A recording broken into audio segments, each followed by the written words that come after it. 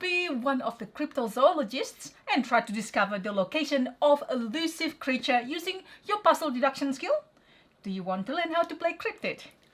In this video, we're going to take you through the full rules of the game, and if you stay tuned till the end, you can pick up some tips and strategies along the way. Coming up.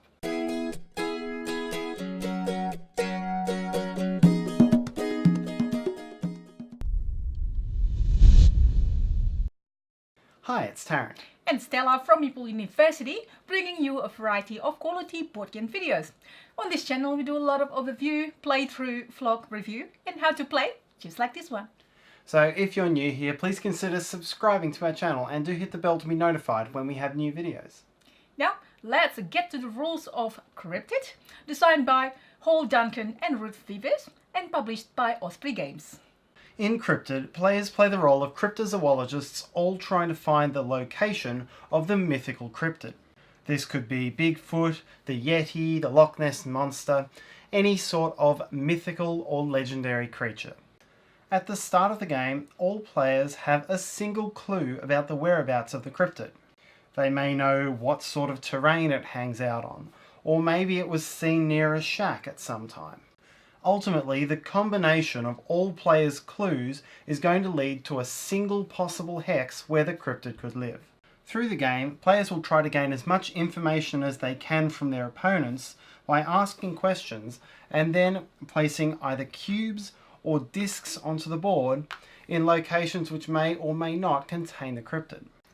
Once a player has successfully deduced all opponents' clues and searched the correct spot for the cryptid, he or she wins the game. Cryptid can be set up in one of two ways, the old-fashioned way or the modern way. To set up the old-fashioned way, start by drawing one of the scenario cards that comes with the game, using the cream bordered deck for a normal game and the black bordered deck for an advanced game. Set up the 6 map tiles exactly as shown on this card. Each of the 6 tiles is numbered, and the position of the number on that tile corresponds to the position of the small dot shown on your card. Alternatively, you can set up the map by matching the patterns on the card. Then add the structure pieces to the board.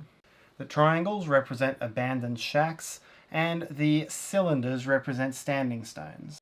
The advanced game will use all 8 structures, a normal game will use only 6. You should double check that all of the map pieces and structures are in exactly the right place, as you won't be able to solve the puzzle if you've made any errors at this point. Next, give each player one of the 5 clue books and all of the discs and cubes in his or her colour. Then flip over the map card, and each player refers to his or her clue book and the player count in the game to determine which clue to read. So if this were a 5-player game, the player playing Alpha would open up this book and read clue number 73. In this case, the player's clue is that the cryptid does not live on forest or water. Those are the green or blue hexes, and I'm going to use this clue in most of the examples through the video. There are many different types of clues, and I'll go through all of these in more detail later in the video. To set up the modern way, visit playcryptid.com. This will bring you to the Osprey Publishing website. Choose your number of players and whether or not you want to play an advanced game, and then hit Start Game. This will give you the map that you can configure as you did off the cards, and then gives a prompt to give the clue for player 1. Hand your phone to player 1, who hits this button, scrolls down, and reads his or her clue, remembers it, and then hides it. The phone is handed to player 2, who does likewise, and so on until all players have read their clues. Once all players have read their clues, a prompt will remain for players to go back and check their clues again later during the game. Then choose a first player, and starting with that player, players will take it in turns to place a cube on the board in a location where the cryptid cannot be according to that player's rule. So remember, with the clue that we saw before, the red player knows that the cryptid is not on forest or water, so he or she would have to place a cube on either forest or water. Players place starting cubes on the board in this manner until all players have placed a total of 2 cubes onto the board.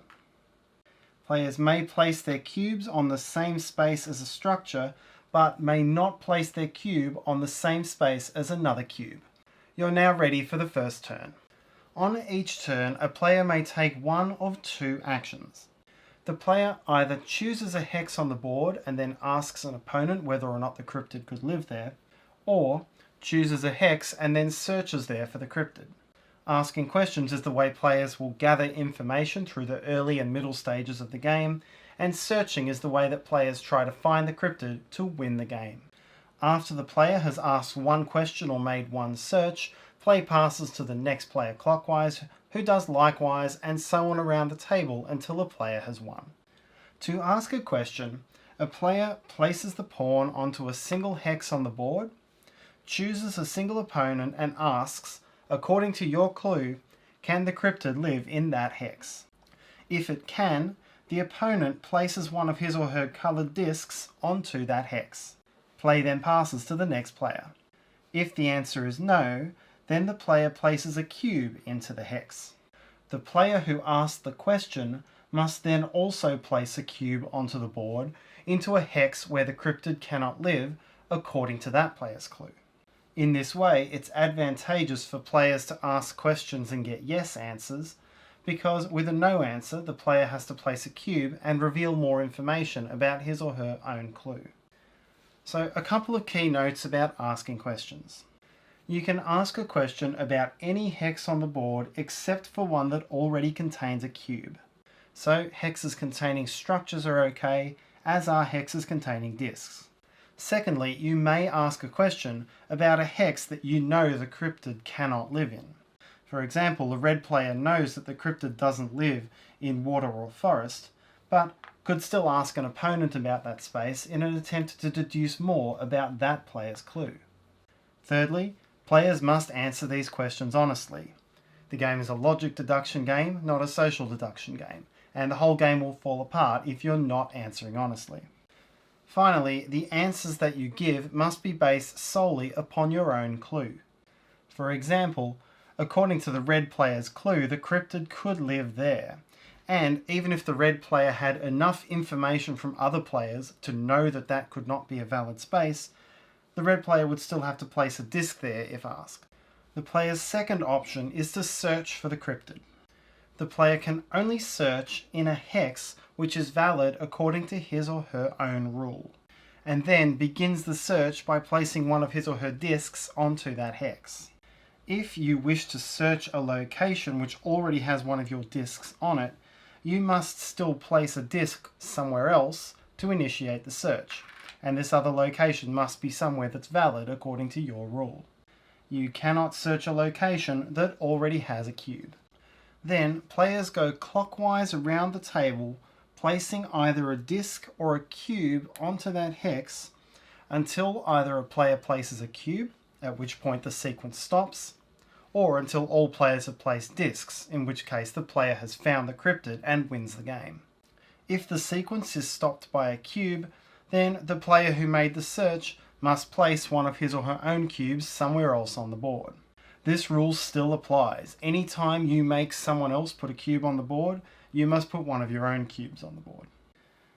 But if you search a location and all other players place discs onto that space, then the space is valid according to all players' rules, it is the habitat of the cryptid, and you win the game.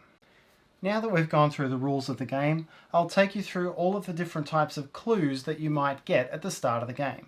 Solving the logic deduction puzzle requires knowledge of what all the possible clues might be. Clues can relate to 3 different features on the board, to one of the 5 different terrain types, to one of the structures, which come in 2 different types and 3 or 4 different colours, or to the other animal habitats, which are represented by these red or black outlines on some of the hexes. Additionally, clues can be either positive or negative.